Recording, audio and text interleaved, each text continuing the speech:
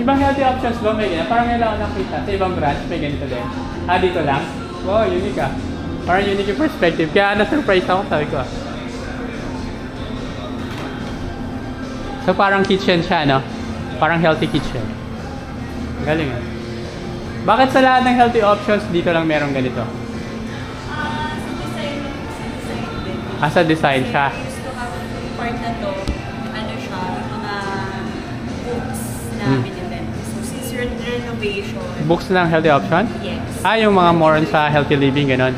Since nag-renovate na ngayon, Yeah. kaya natanggal yung mga libre mo. Tapos yun.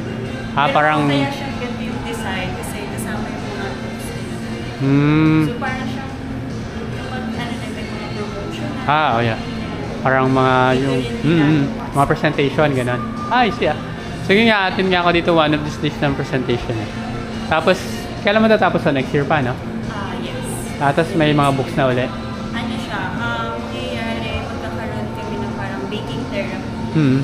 Pwede mag-dine in na din. Yung mga pastries, ganyan. Tapos, magkakaroon na rin ng sariling butcher for meats. So, kasi yun yung magiging laman ng nire-renovate. So, unique pala itong brunch na to, no? Kasi iba, hindi ko naman sinasabing ordinary iba, pero I mean the activities going on here are unique, di ba? Okay. Thank you, Irish ba? Irish? Parang Irish yan, no? Yeah. No? Irish ba? Nurse yun, no? Thank you, ah. Feel lang ako kasi, sabi ko, lagi ako nag-healthy options. Wala pa akong kahit picture or video. Ngayon, I'm trying one, di ba?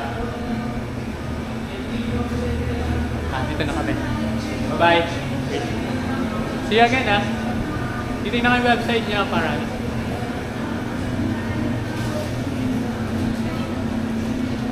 Thank you, bye-bye.